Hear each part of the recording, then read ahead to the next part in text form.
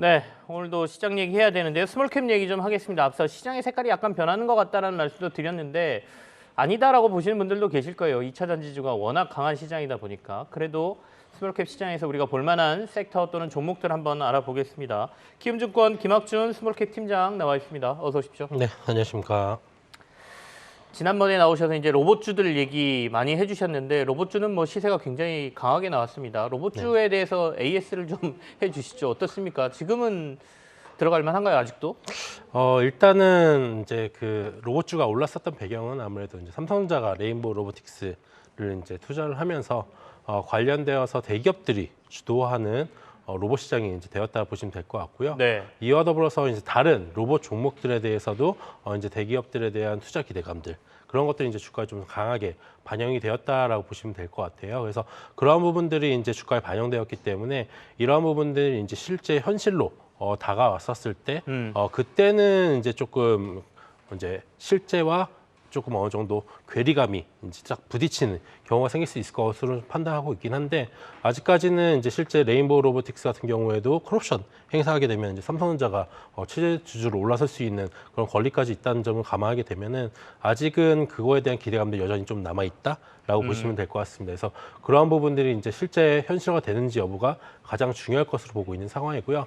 반면에 이제 실제 제품들이 나왔었을 때는 그때부터 이제 좀 더 숫자 중심을 이제 좀 보게 되는 그런 경향이 있을 것으로 보고 있기 때문에 일단은 아직까지는 이제 그 대기업들의 투자와 관련된 기대감들이 유지가 되고 있다는 점에서 어느 정도 탄탄한 모양새는 좀 지속이 되지 않을까라고 보고 있긴 합니다.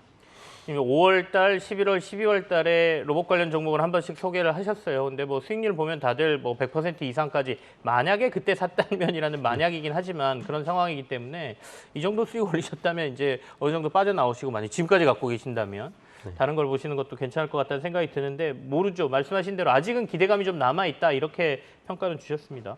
자, 시장은 색깔이 바뀌고 있다라고 보십니까? 어떠세요? 2차 전지주들 워낙 강하니까. 네, 일단은 아무래도 이제 2차전지와 이제 뭐 로봇 AI가 주도하던 게 네. 그동안에 거의 3월 달 초반까지의 모습이었다 보신다면은 일단은 4월 달에 들어서 오게 되면은 4월 달부터는 어느 정도 실적과 관련된 기대치들이 반영되는 시점이기 때문에 네. 관련되어서 일부 이제 종목들 중심으로 실적이 좋은 업체들 중심으로 좀 더 볼 필요가 있다라고 말씀을 좀 드리고 있는 상황이고요. 업종별로 봤었을 때는 저희가 이제 주목하고 있는 것은 이제 풍력과 원자력과 같은 신재생과 관련된 업종들도 충분히 지금 시점에서 봐볼만 하지 않을까라고 좀 말씀을 드리고 있는 상황입니다. 그리고 이제 뭐 아까 전에도 말씀을 하셨겠지만은 이제 올레드와 관련된 부분들도 네, 이제 LG 디스플레이가 관련된 이제 투자 사이클에 대한 기대감들 때문에 오늘 주가가 좀 강하게 반영되고 있기 때문에 이러한 부분들이 이제 주가에 반영되게 되면은 일부 약간의 좀 물론 2차 전지와 그런 쪽에서 아직 크게 흔들리는 모습은 안 나타나고 있긴 하지만은 전반적으로 왔다 갔다 하면서 업종별로 순환매가 좀 나타나지 않을까라고 보고 있긴 합니다. 알겠습니다. 네. 뭐 색깔이 변하는지는 모르겠지만 순환매는 나타날 것 같다. 그간 좀 약간 소외받았던 오늘 OLED 괜찮지만 OLED하고 신재생 에너지 쪽도 괜찮을 것 같다라고 말씀 주셨습니다. 자, 그럼 오늘 소개할 종목 얘기 좀 들어볼까요? 어디 주목하고 계세요?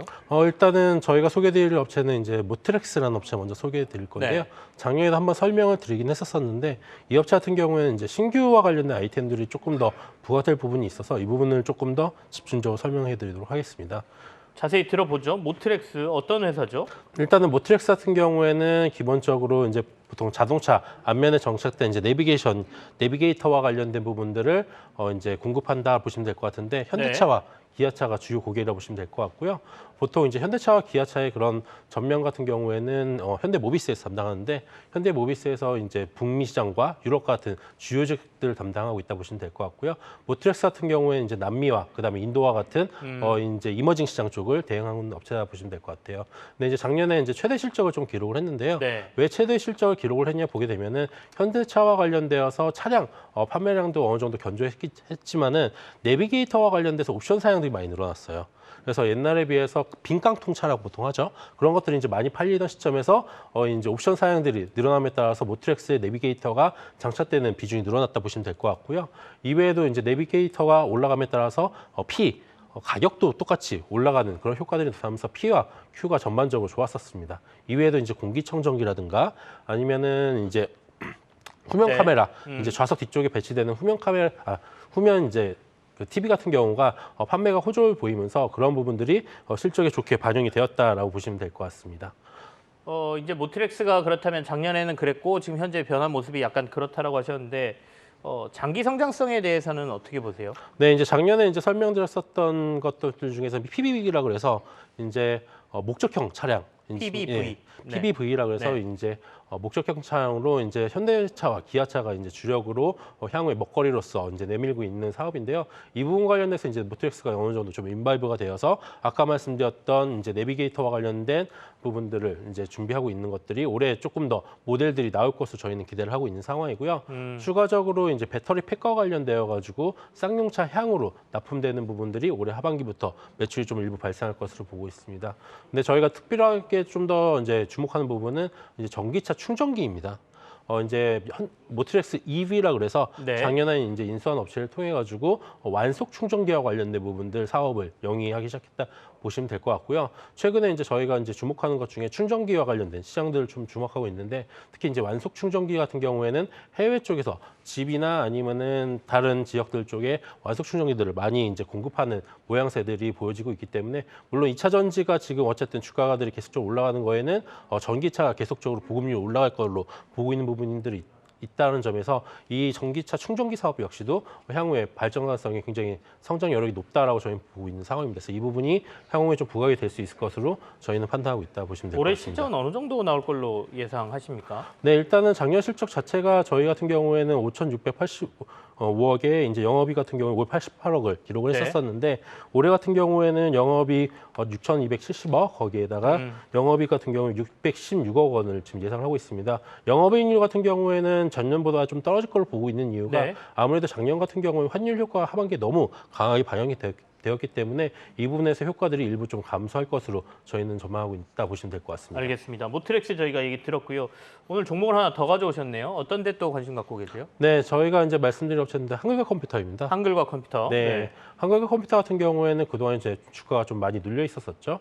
근데 이제 눌려 있었던 주요 이유 중에 하나가 어떤 거였냐면은 이 업체가 이제 작년에 한컴과 관련되어서 원래 온프레미스 형식으로 패키지 형식으로 판매하던 방식에서 일부 변형되기 시작했습니다. 그래서 이제 원래는 B2G, B2B는 그대로 온프레미스 형식으로 이제 공급하는 반면에 B2C 같은 경우에는 한컴 독스라고 하는 네. 구독형 서비스를 작년도에 출시를 했고 이를 통해 가지고 이제 사업 모델 자체를 일부 좀 전환하는 모습들을 보여주고 있는 상황이거든요. 근데 이런 부분들이 이제 주가에 아무래도 이제 가입자 중심으로 변환되다 보니까 그에 따른 일부 좀 매출 감소가 B2C에서 나타날 것으로 이제 우려되는 부분들 있었었는데 그 부분들이 이제 반영이 어느 정도 좀 저희는 됐다라고 판단하고 있는 상황이고요. 이제부터는 이제 가입자가 지금 한 10만 명 정도 돌파한 것으로 저희는 추정하고 있는데 그 부분들이 좀 계속적으로 좀 빠르게 쌓이면서 특히 이제 최근에 이제 나왔었던 내용 중에는 한컴 독스와 관련되어 가지고 네네. 챗GPT를 이제 도입한다고 했습니다. 그래서 챗GPT를 통해서